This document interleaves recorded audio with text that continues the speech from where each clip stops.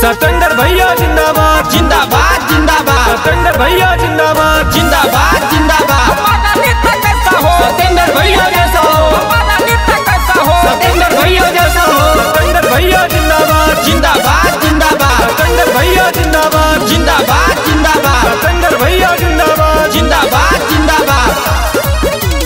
Ward के पूरा विकास होई हो, गली गली के रोड पास होई हो। वार्ड के पूरा विकास होई हो, गली नली सब पास होई हो। सब का के मिले रोजगार चाचा, सब का के मिले रोजगार चाचा। सतेंद्र भैया के जिता द, फिर से विजयी बना द एहू बारे चाचा। फिर से विजयी बना द एहू बारे चाचा। काम किए हैं काम करेंगे, जन जन का सम्मान करेंगे। काम किए हैं काम करेंगे, जन जन का सम्मान करेंगे। हमारा नेता कैसा हो, सतेंद्र भैया जैसा हो, हमारा नेता कैसा हो, सतेंद्र भैया जैसा हो। सतेंद्र भैया जिंदाबाद जिंदाबाद जिंदाबाद। सतेंद्र भैया जिंदाबाद जिंदाबाद जिंदाबाद। वार्ड नंबर 3 के हौवे उम्मीदवार जी, ग्राम सियरुआ के इहे तो करी है उजियार जी। भैया हो भाभी बुलाए के ना होई। वार्ड नंबर 3 के हौवे उम्मीदवार जी, ग्राम सियरुआ के इहे तो करी है उजियार जी।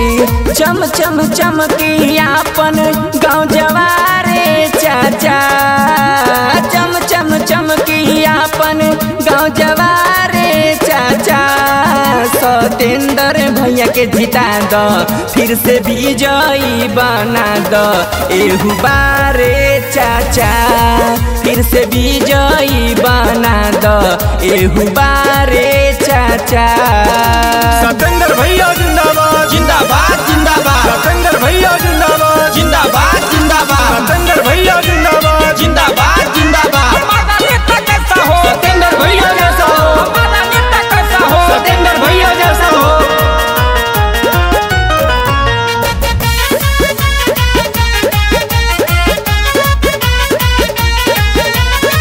आगे आगे सतेंद्र भैया, पीछे दुनिया सारी जी। गांव के विकास करी है देखी जिला सारी जी। भैया हो भाभी बुलाए के ना होई। आगे आगे सतेंद्र भैया, पीछे दुनिया सारी जी।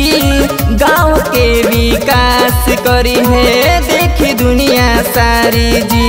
सबसे हम कहिले दीह प्यारे चाचा, सबसे हम कहिले दीह प्यारे चाचा। सतेंद्र भैया के जिता द, फिर से विजयी बना द एहू बारे चाचा। फिर से विजयी बना द एहू बारे चाचा।